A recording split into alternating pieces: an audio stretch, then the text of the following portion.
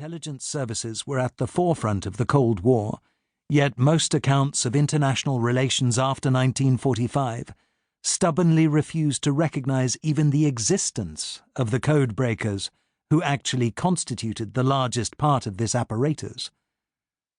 Nor did this amazing cloak of historical invisibility stop with the end of the Cold War.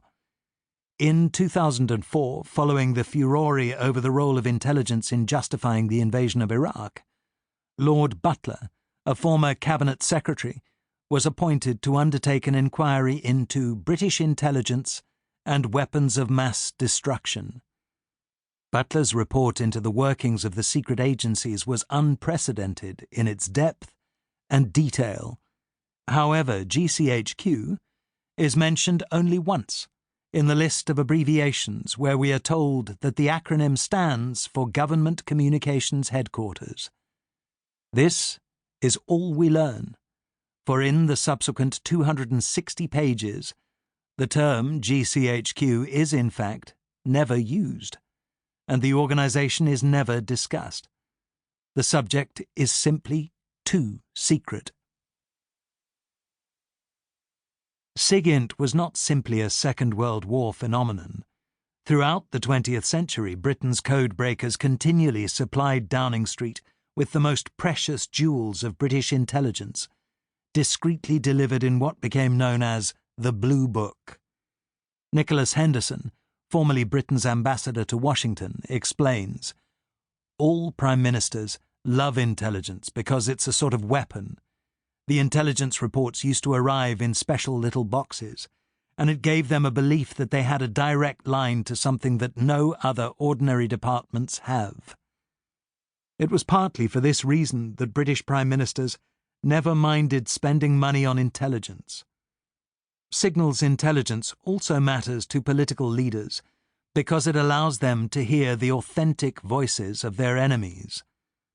Although Winston Churchill was the most famous recipient of such material, his predecessor, Neville Chamberlain, was also offered some remarkable insights into the mind of Adolf Hitler. In 1939, shortly after the Munich appeasement, Chamberlain was given an intelligence report which showed that Hitler habitually referred to him in private as der alte Arschloch, or the old arsehole. Understandably, this revelation had a profound effect on Chamberlain.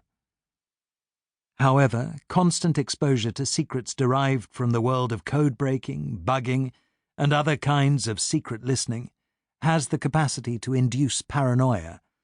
Harold Wilson regularly dragged his private secretary, Bernard Donahue, into the bathrooms and toilets of Downing Street.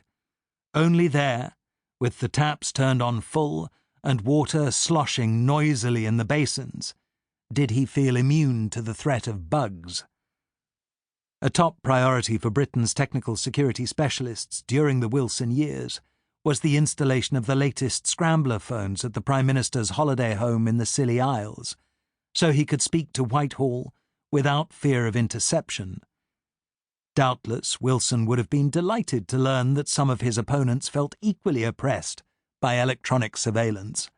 When Ian Smith, the Rhodesian leader, visited London in late 1965, he insisted on having some of the more sensitive conversations with his delegation in the ladies' lavatory, convinced that this was the one location where British intelligence would not have dared to plant microphones. Secret listening terrified friend and foe alike. Harold Macmillan recalled the almost unbearable sense of oppression he felt on his visit to Moscow to see the Soviet leader Nikita Khrushchev in 1959. His delegation feared that British codes were compromised, and they were unable to talk freely, even outside in the open air, because of constant technical surveillance.